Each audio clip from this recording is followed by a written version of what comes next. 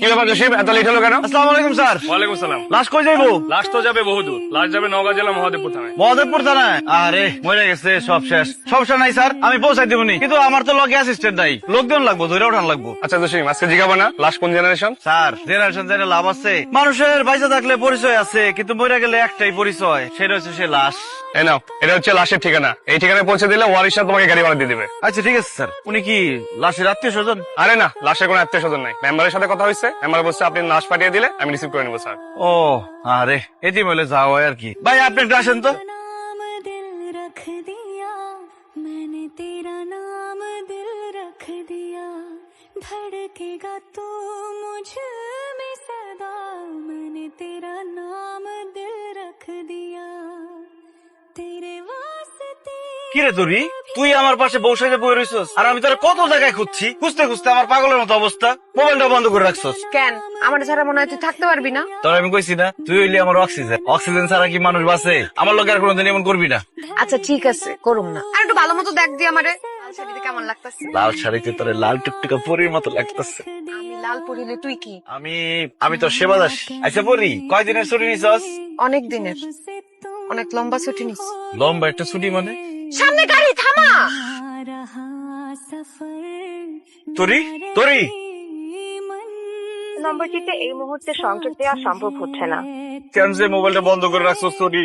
आज भी দেবে সাহেব ভাড়া কত? ভাড়া তো 2,500। আপনি দেন। শুনলাম লাশের নাকি ওয়ারিশ নাই। না, মা বাবা আত্মীয় স্বজন কেউ নাই। যা দেখতেন সব গ্রামের লোক। ধরো 2500 দিছি। ঠিক আছে, আসসালামু আলাইকুম। ওয়ালাইকুম আসসালাম।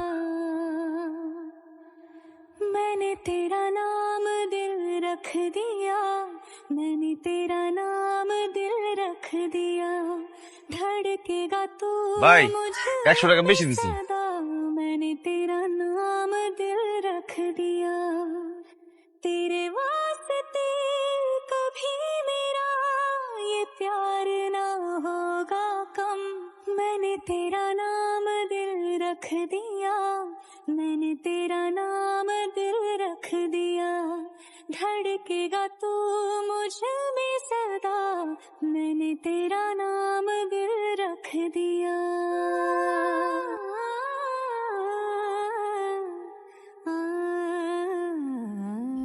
আপনারা অনেকে জানেন গত 10-15 দিন আগেও আমার পেজে শুধুমাত্র 2500 ফলোয়ার ছিল।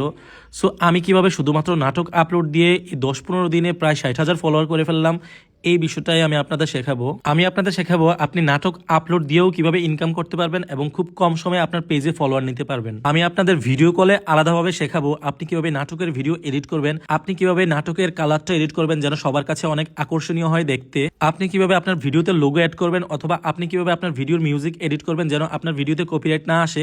এই সকল কিছু জানতে আমাকে ইনবক্স করুন। অবশ্যই এটা পেড সার্ভিস। আমি যখন আপনাদেরকে সময় দেব, আপনাদেরও উচিত আমার সেই সময়ের মূল্য দেয়া। ধন্যবাদ।